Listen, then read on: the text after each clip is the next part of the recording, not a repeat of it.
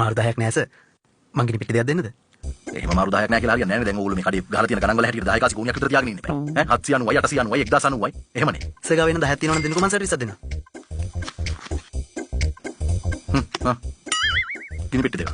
තමුසේ දෙනවකෝ මට 20. සර් එහෙම කරන්නම් බෑ සර්. මොකක්ද එහෙම කරන්න බැරි? තමුසේලාට ගිනි පෙට්ටිය දෙන්න හොඳයි නම් අපි දුන්නාම මොකද වෙන්නේ? නෑ සර් ඒක අපේ කවුන්සල් වලට ප්‍රශ්නයක්. මොකද්ද ඒ කවුන්සල් වෙන්නේ? නන්සර් මේ කොහොම නෙවෙයි සිද්ධ වුනේ. කොහොම ලාමක විදියට නෙවෙයි මට කඩේදී කතා කරා. දැන් මෙයා මේ බොරුවට අහිංසකයෙක් වෙන්න හැදුවා. මෙහෙමයි මල්ලි. මේ උගත් බුද්ධිමත් නිලධාරීන් ඔයාලට නම ගෙවන්න බෑ එහෙම. මම කියන්නම් සර් මොකද්ද ඇත්තටම සිද්ධ වුනේ කියලා. මං අද හවස ගියා සර් මේගොල්ලන්ගේ කඩේට ටී-ෂර්ට් එකක් ගන්න. හරිද සර්?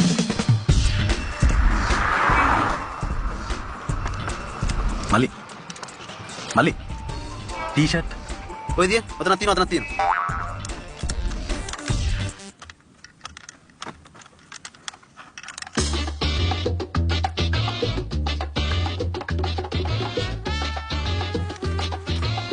මල්ලි මේකේ වෙන කලර්ස් තියෙනවද? ඔතන නැත්තම් නෑ.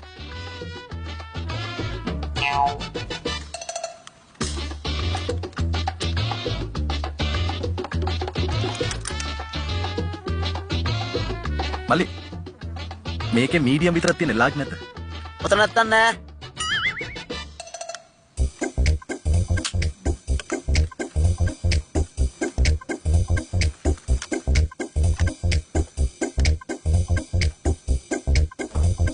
මේක දෙන්නකෝ.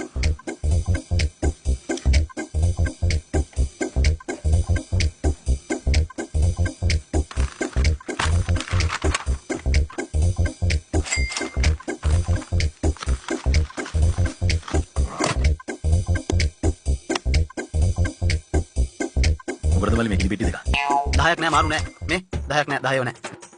නෑ 10ක් නැති එක ප්‍රශ්නයක් නෑ. ඒ වුණාට දැන් ඒක කස්ටමර්ට කියන්න බෑනේ. ඒක යුතුයකමක් නේ. නෝද බොසා නැති හින්දා කිව්වේ.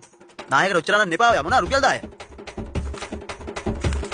දෙන්නකෝ දෙන්න. මේ මල්ලි සර් මට එහෙම කෑ ගහලා මගේ අතේ තියෙන බෑග් එක ගන්න මෙහෙම පහත් වෙනකොටම මෙයාගේ මූණ වැදුනා මේසේ දාරේ. නඩු යනවා සාමදාන වෙනවා. කතා වෙලා ආවිල්ලා කියනකො මට.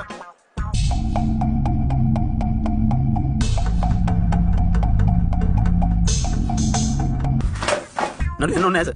මට බෙහෙත් දාගන්න රුපියල් 1000 දෙන්න. මේ බලන්න හැටි. රුපියල් 1000 දෙන්න. හැබැයි මාරු නෑ 5000 තියන්නේ. අම්මට උඩු මාරු නෑ කියලා ආයි කන්න මේ වගේ. සර් පොඩකින්. මේ තියෙන